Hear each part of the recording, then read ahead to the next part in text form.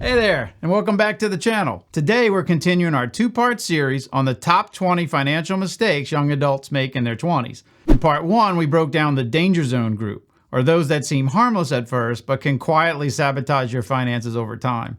If you missed that video, no worries. I've linked it in the description below as well as here, so you can check it out first. While it's not a necessity to view these videos in sequence, it might make a little more sense if you viewed part 1 first. However, if you're all caught up, stay tuned as we rapid fire through part 2 of the top 20 for your 20s, which are those big red flag items. So buckle up, the ride's gonna get a little bumpy.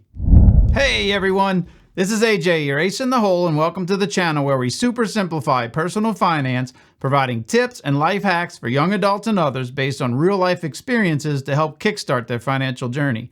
Whether you're just getting started or a parent looking for some ideas, either way, I'm here to help stack the deck in your favor. So let's get rolling.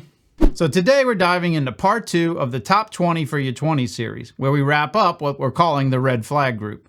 And these are the big ones.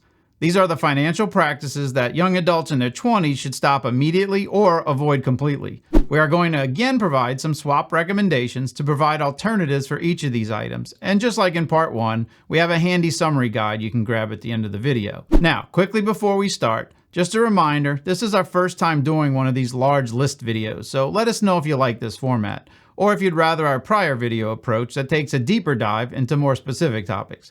Let me know in the comments which you prefer, as we're always trying to improve the channel, so we appreciate any suggestions. Now, let's get to it. Today we're heading on to the really big hitters, the red flag group. These are those mistakes that you should halt immediately or dodge altogether if you haven't started these yet. Again, while these are in no particular order, we'll start with one of the biggest red flag mistakes, which is number 1, financing a new car. A car is typically the second largest purchase you'll make in your life aside from a home purchase, and many youngsters shoot themselves in the foot early on in life by financing a brand new car, even if for their first vehicle.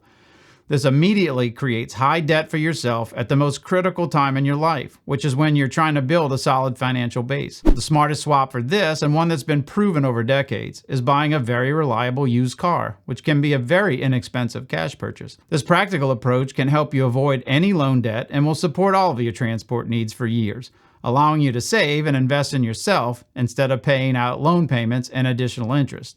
Just a quick personal story. My first 3 cars I owned in my life were all purchased in cash through part-time jobs and were all used cars. This allowed me to continue to save up through my younger years instead of wasting money on car loans.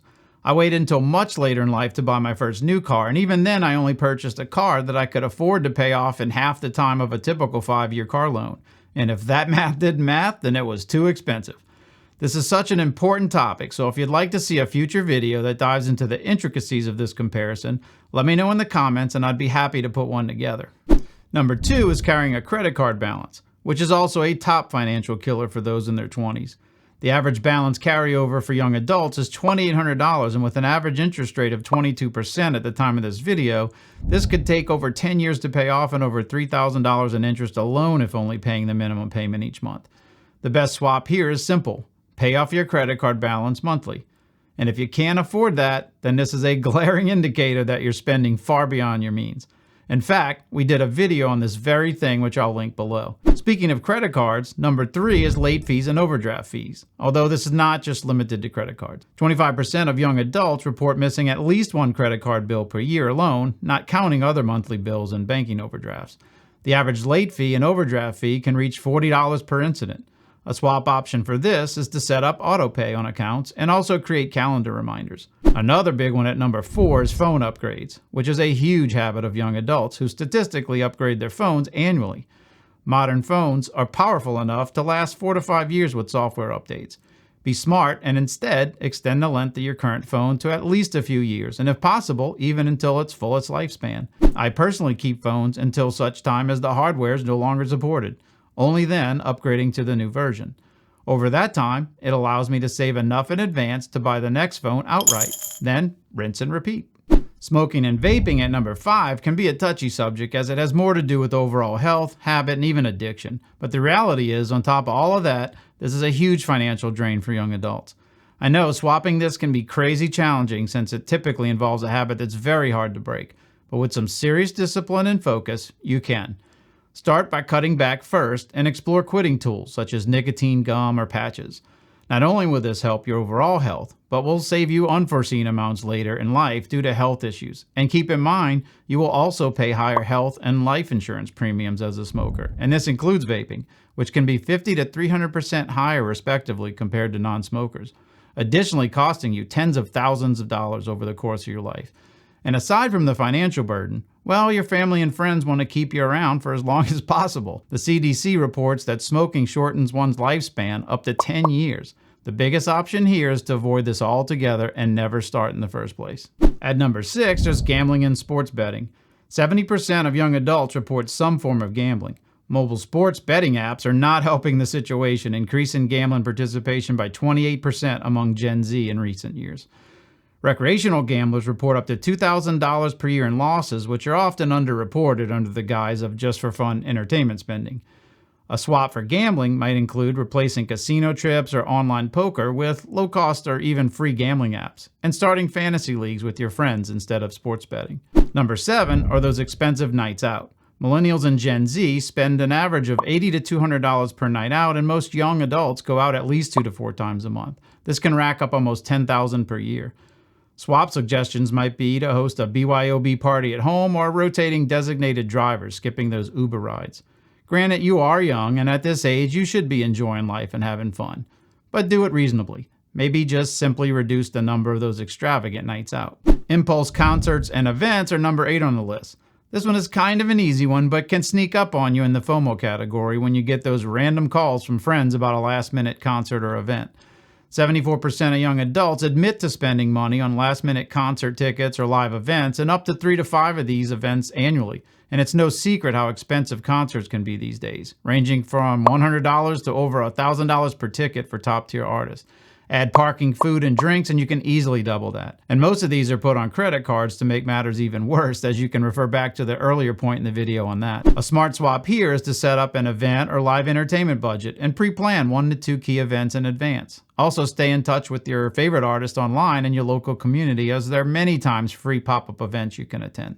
Gaming at number 9 is still a significant expense for many young adults, and it can quietly consume a surprising portion of their budget when you factor in everything involved, such as gaming consoles, PCs, the games themselves, accessories, streaming and content subscriptions, and worst of all, those in-game purchases. Gaming can also teeter on the edge of mental health effects, with 9% of young adults estimated to have a gaming addiction, the most extreme of which consumes 20 to 40 hours a week, with 20% of male gamers in their 20s spending more time gaming than on work or school responsibilities. Granted, you are young and you need to have an escape, and gaming can be a very fun way to accomplish this, when done in moderation. A good swap here would be to set time limits on your gaming sessions, and set a monthly cap for in-game microtransactions. Also, buy used or wait for sales on games, as many new games drop in price only a few months after release. Finally, at number 10 is rideshare overuse. Ride-sharing, such as Uber or Lyft, is incredibly convenient, and it's growing in popularity every day. But for many in their 20s, this can become a major money drain, especially when used regularly in place of public transit, biking, or walking. 40% of young rideshare users admit to using it even when cheaper options are available.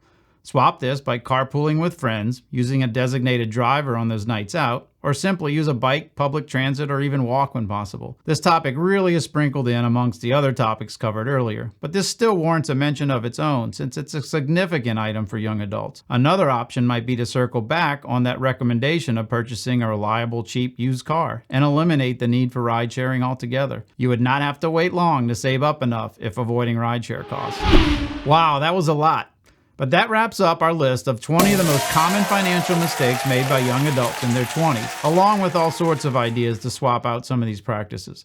As promised, here's a handy guide that you can grab that summarizes everything we discussed today. As you can see, executing on just a few of these can literally save you thousands over the course of a year, and vastly more over your lifetime if you can avoid these altogether. Even more importantly, redirecting these savings into wise investments can completely change the course of your life, setting yourself up with a solid foundation now when it matters most. We're going to get into some of the various investment options you might consider for your newfound money in future videos, so be sure to like and subscribe so you don't miss out on those. And most importantly, if you know anyone that might be interested in this type of content, please share our video. It's our goal to help educate and arm our future generations with the info they need to build their own financial success in life. Now, if you missed part 1 of this series, you can check it out here, or if you're interested in more info regarding this type of content overall, you can click here. And I hope to see you in the next one. This is AJ, your ace in the hole. See ya!